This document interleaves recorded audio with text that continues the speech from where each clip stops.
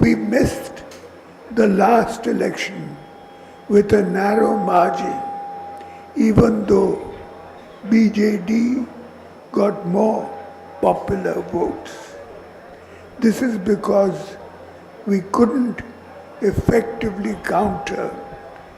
their false narrative. Even now, creating false narratives is the main strategy against the BJD. We should be aggressive in exposing this false narrative, especially in the social media. Let me honesty in saying that we need to strongly improve our social media presence. Technology should be used to tell facts, and without technology, we cannot reach out to people. BJD रो कर्मी भाई भोनी मान को ऊपरे मोर पूरा भरोसा अच्छी से मानी ही फॉल्स प्रोग्राम रो उचित जवाब देबे।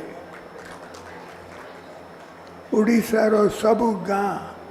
सबु टाउन रे आमरो सेवा रो बार्ता पहुँचाइबे। नवीन बाबू आगु प्रस्तुत हो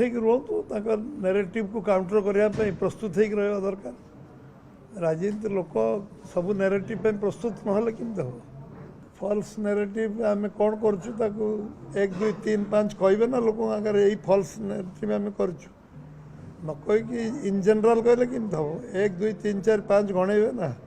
तार 5टा कहले 5टा विषय कहबू से आमको कहवाक पड़ो आम जहाँ जहाँ कहीलु निर्वाचन पूर्व आम कहीलु केन्द्र जी टंका देती तार हिसाब तुम्हें आमको दियो पब्लिक को दियो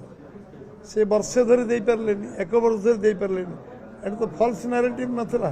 केन्द्र 9 वर्ष भितर कि जी टंका देती तार हिसाब से दे पारे ना एवं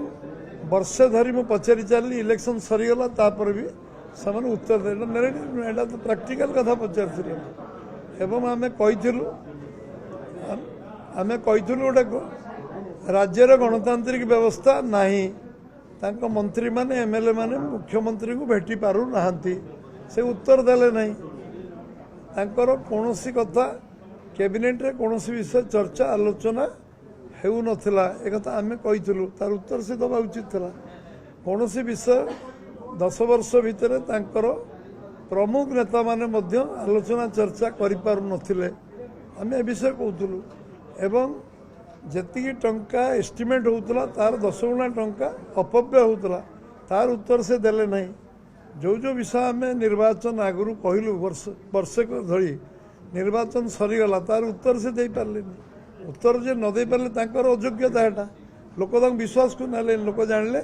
जे एमान नैतिक साहस ना एमाने कहि पारु नाहांती तेणु से बीजेपी को सुजोग देले बिजु जनता प्रत्याख्यान कले साधारण लोक